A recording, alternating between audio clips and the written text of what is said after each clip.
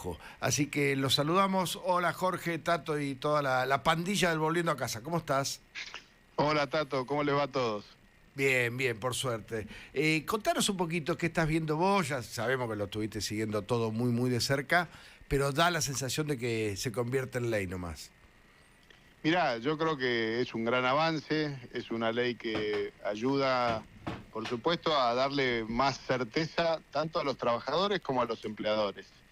Y eso quita del medio un problema que era uno de los grandes motivos por los cuales no se generaban puestos de trabajo y sobre todo no había una formalización tan grande porque esa incertidumbre, esas zonas grises, ese espacio para la discrecionalidad que se aprovechaban en el marco de los litigios entre trabajadores y empleadores, generaba esos desincentivos. Y yo creo que ahora esta ley, con la sanción ya definitiva de los diputados y ahora el tratamiento con la modificación que se le hizo en el Senado, va a dar esa certeza. Y me parece que más allá de eso, por supuesto que hay temas que van a estar en disputa, queda todavía el camino judicial y algunos de los temas colectivos me parece que van a estar en disputa, pero más allá de eso es un gran avance y eso creo que la Argentina tiene que celebrar la verdad de este paso, que es un paso que viene desde hace mucho tiempo en discusión. No Sí. puede ser que en la Argentina no discutamos algo que cambia tanto como el marco productivo y el marco del trabajo,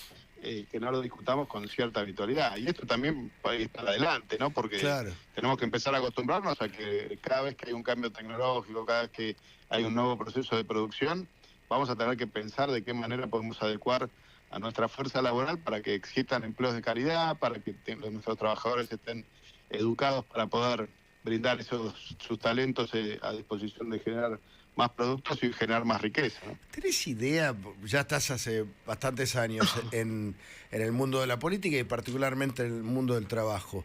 ¿Por qué ahora sí y tanto tiempo no? Mirá, primero de todo se da un contexto político muy particular, es decir, en la Argentina el presidente Milei, pero sobre todo el apoyo hacia la dirección que plantea el presidente Milei, que es la misma que planteó el PRO, que es la misma que llevamos adelante el Juntos por el Cambio, hoy es una gran mayoría. Y esa mayoría ha tenido el consenso de algunos que en otro momento por ahí no se sentían acompañados para ese tipo de mirada y hoy sí. Y bueno, y esto es un gran avance. Y me parece también que ha habido una madurez en otros actores, digamos, que han entendido, por ejemplo, algunos gobernadores que han entendido que no pueden seguir tapando el sol con la mano, ¿no? Miguel. Jorge, ¿cómo estás? Miguel Wiñaski.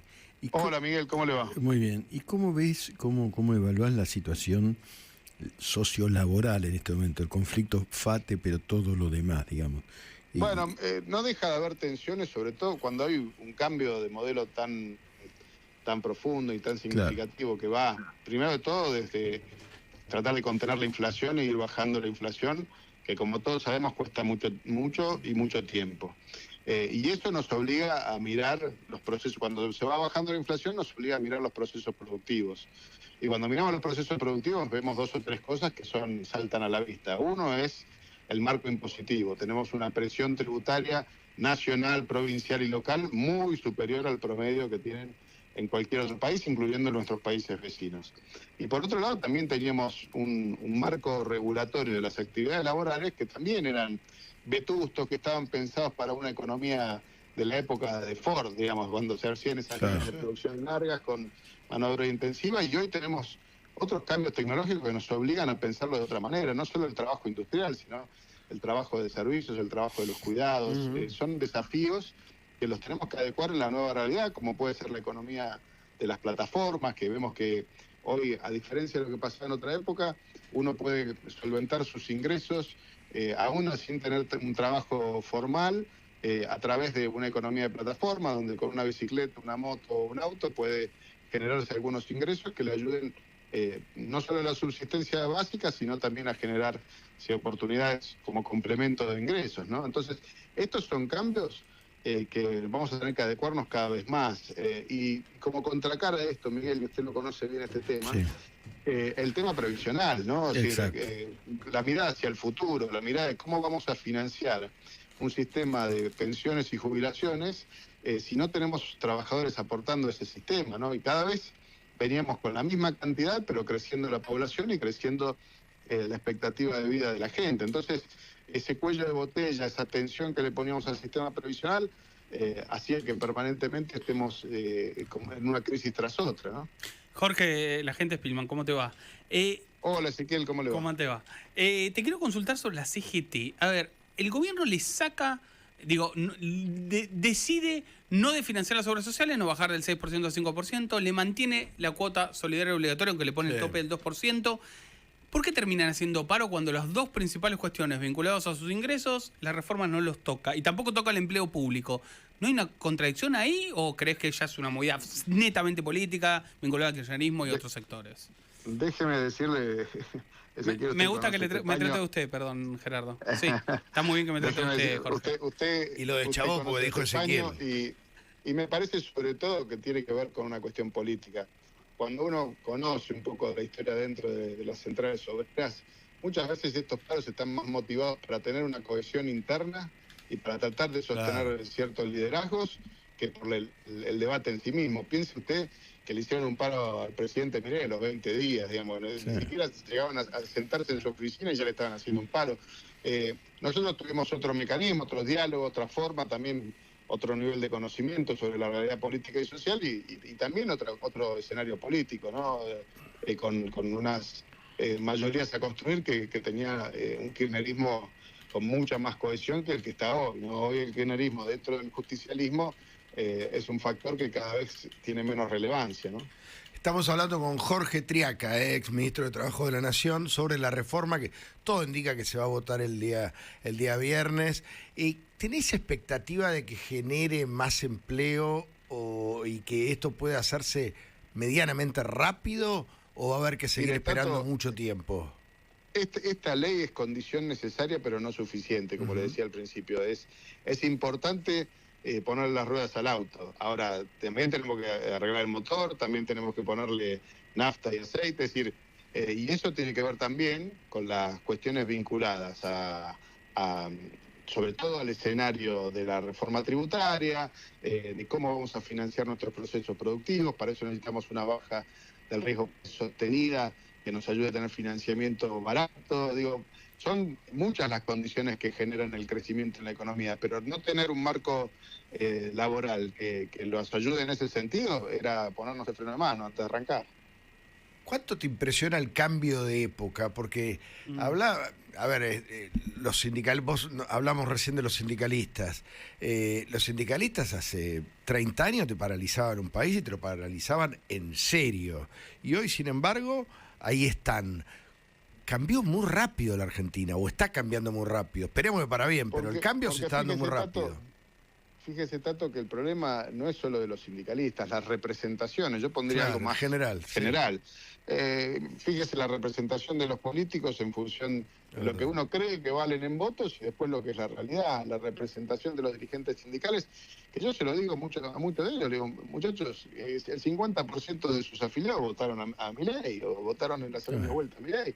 Es decir, también el dirigente tiene que poner las barbas en remojo y ver a quién está representando, digamos. Y me parece que también ahí hay una nueva realidad que se impone y hay otras formas a partir de las redes, de los medios de comunicación y además que la gente participa de una manera muy distinta a la que pasaba hace 30 años. Hace 30 años la inestabilidad democrática era como un patrón de funcionamiento. Entonces había organizaciones gremiales muy verticalizadas, muy fuertes, donde la voz del liderazgo de ese gremio era la que establecía el criterio. Bueno, hoy hay más debate, hay más apertura, la gente la tenés que convencer de otra manera, tenés que estar más cerca de lo que le pasan los problemas a los trabajadores, y eso los obliga a los dirigentes sindicales, le vuelvo a decir, a poner las barbas en remojo y cambiar su conducta gremial y tratar de favorecer los resultados. Muchos trabajadores hoy están pensando cómo pueden mejorar su nivel de ingresos. Muchos trabajadores hoy están pensando de qué manera le dan oportunidades a su familia. Bueno, esa es donde tiene que estar la agenda de trabajo de los dirigentes, ¿no?